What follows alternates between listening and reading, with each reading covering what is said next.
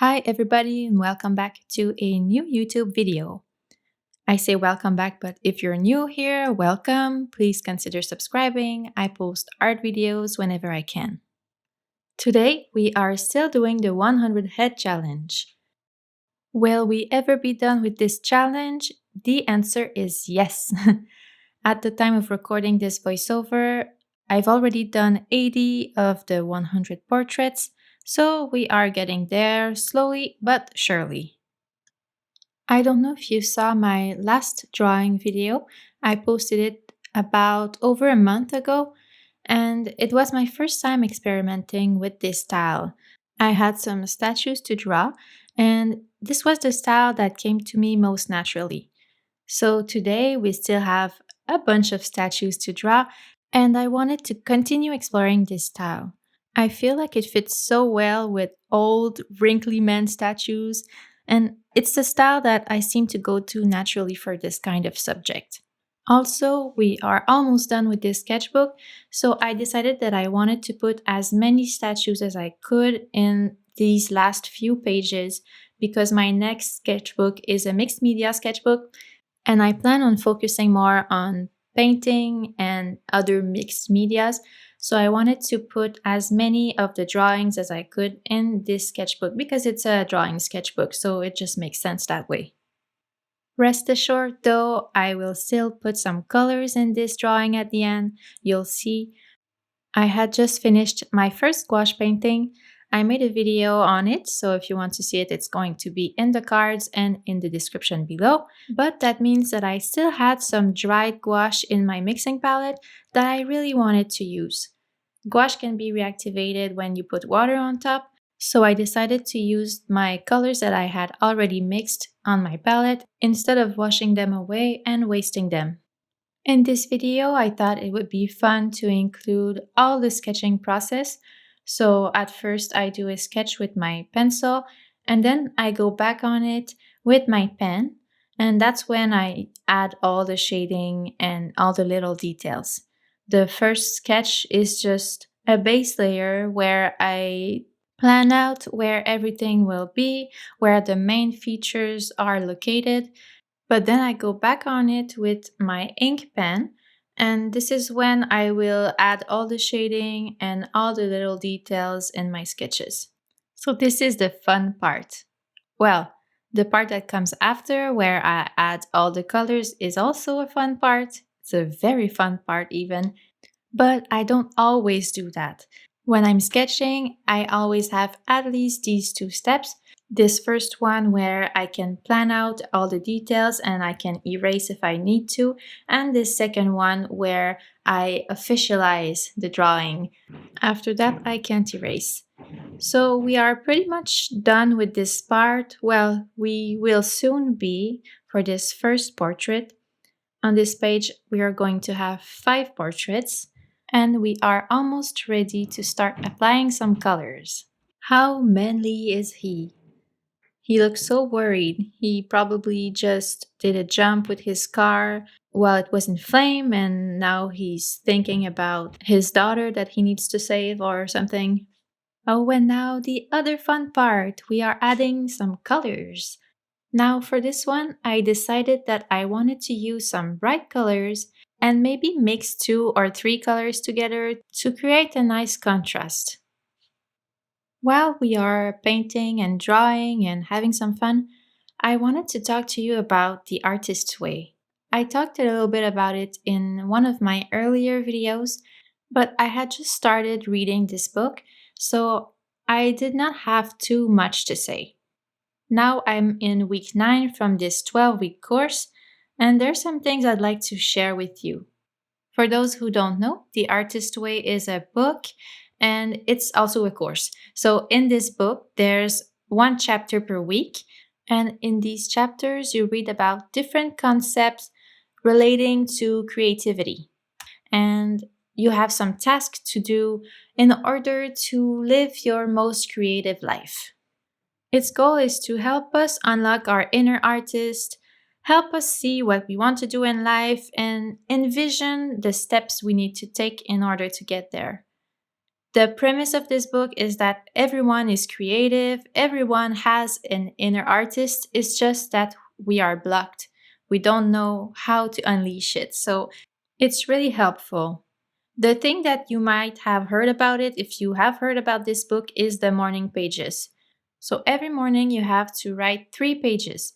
It's the first thing you do when you wake up, and they can be about anything that you want. They can be about some negative feelings you've had over a situation, anything petty that you don't really want to share with anybody because you know it makes no sense, but you are still feeling that way. So you can write them down. You have to, well, you should write this down because it helps you then get rid of these feelings, get rid of this negative headspace that you are in, acknowledge it because you've written about it, and then you can move on for the day. At first, thinking about doing the morning pages is kind of scary because what am I going to write every morning? 3 pages. It seems like a lot, but in fact, it's so helpful. I feel like every day I can start fresh. I feel energized and focused because I've put my worries aside. And it's not that you ignore these thoughts or worries, it's just that you learn to deal with them and you face them over time. Sometimes just writing about them makes you feel better, and you can start the day without intrusive and non productive thoughts. Over time, you'll find yourself writing over and over again about the same preoccupations, the same problems, and the morning pages help you realize that you've been writing about these things for a long time and maybe it's time to do something about it. If you just think about these things and you never write them down, you can easily ignore them because you don't realize how often you think about them. For example, I used to write a lot about the fact that I had trouble getting work as a photographer. You always have these months that are super busy, but then you have other months that are a lot less busy. And for me, I start to worry that it's going to stay like that forever and I'm never going to get any work. And why am I not getting any work? And then I just worry, and it really consumes me. After a couple of weeks of writing on this theme, I realized that maybe I should do something about this. Have I been too passive in my work search? Can I do some pitches? Can I work on my website maybe? Or could I use this time to work on another project that I wanted to develop, but I hadn't had time for it yet? Maybe I could work on a creative project to build my dream portfolio. So these are all things that I could do that maybe I would have never thought about if I never took the time to write my thoughts down. Writing the morning pages is a daily reminder of your commitment to the course and to your creative self. Because I feel like if you don't think about it every day, you might just forget it. And then the next week, you'll be like, ah, shoot, I forgot to do my tasks. I never thought once about what I read last week. And you won't get the benefits from the course. Now we have almost finished our second portrait. We are in the fun part of adding the colors. For this one, I chose some bright ones, a pink, a green, and a little bit of orange. I really like choosing colors that were opposite to the mood of these drawings. I feel like these men are really mad, they are preoccupied, and yet I chose some bright colors, some happy colors, some pinks, and I feel like it adds a different dimension to these drawings. To go back on our morning pages, 3 pages seem like a lot at first, but I swear it's worth it, and it's quicker to do than you might think. I've had so many ideas while writing these pages. I've set intentions. I let go of some stuff. I even discovered some stuff about myself that was holding me back without me even knowing. And some days I don't have anything to write about, so I just write about my coming day. I plan it, and just for that, it's good. The morning pages are so worth it. Now, let's talk about enthusiasm. You know, when you see someone that's always creating stuff, even after a long work day, You wonder how they do it, how they can be so organized, so rigorous, and motivated to never skipping a day or even waking up at dawn. The key is enthusiasm. It's not having a super intense and busy calendar and having military discipline. Discipline can work for a time, but it becomes more about feeling great because we are so good at being disciplined instead of feeling great because we are doing what we love. So the key is enthusiasm. These people like their creative project, whether it's writing, acting, or like me, painting and drawing, they just want to do it. They feel excited by the thought of doing these activities, and that's how they are able to find time every day and every week for them. The goal isn't to produce a finished product. Yes, that will come, but the goal is to have fun doing your favorite activity, even if it's just for 1 hour. This chapter connected with me because that's exactly how I feel now. I used to tell myself, I don't have the time to finish a painting or a sketchbook page today, so why even start? But now my goal has changed. My goal is now a short term one, and it's just drawing or painting a little bit today. I might finish my drawing today, I might finish it tomorrow or next week, or maybe I will never finish it, but it doesn't matter because the goal is to paint or draw a little bit today. It's still harder to start a painting when I feel that I don't have the time to finish it because it takes more time setting up my workstation. I also think about the paint I'll lose if it dries up on my palette, or the difficulty I'll have trying to mix the same exact color on a different day. But still, I am making progress. So, if you want to be more creative but you don't know where to start, make a list of things you like to do. Things you like now, but also things you liked 10 or 20 years ago. Can you find a moment this week to do one of those things? You might light a spark of enthusiasm in you, which is a start. Another concept I really liked reading about is gain disguised as loss. We have all suffered from a work related loss, especially if you are in the creative field. Loss can be a rejected article or screenplay, a print that doesn't sell, a video that doesn't perform well, anything. It's easy to focus on what we lost rather than what's to come. But every end is a new beginning, and it's helpful to try to reframe the situation. So ask yourself, how can this situation serve me? What can I learn from it? What will I do next? I feel like I've done that my whole life. When an unpleasant situation arises, I always ask myself what I can learn from it. For me, it gives the whole situation more meaning instead of only grief and sadness.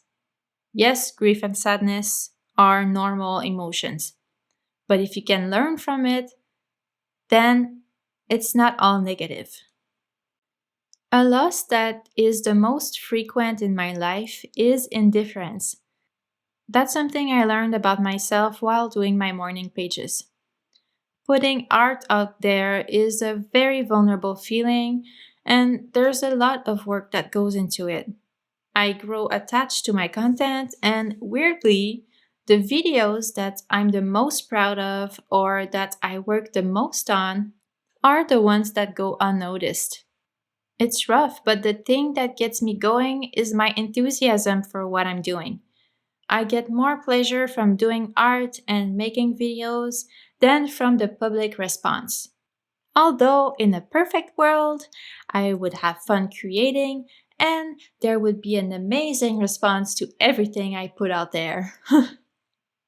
In the beginning of my YouTube channel, I was making videos in French because it's my main language. I also thought that since everybody speaks French where I live, it just made sense. I quickly realized that art videos maybe isn't interesting for the people around me, and it's okay. Even though it felt like a loss, I pivoted. I asked myself what I could do different, what I could learn from the situation, and that's when I decided to start making videos in English. Now I feel like I reach the people who are interested in the kind of videos I make. I can't force anybody to be interested, but I can look for those who already are. So, in the end, gain is often disguised as loss, or in loss, gain is often hidden. Reframing how we see and live loss is hard, but it can be really helpful.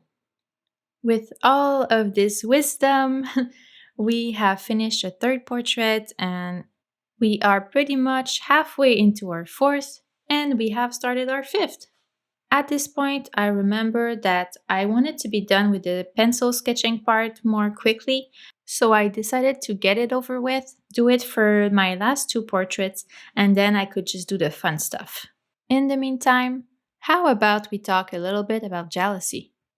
We have all felt jealous or envious of somebody at some point in our life.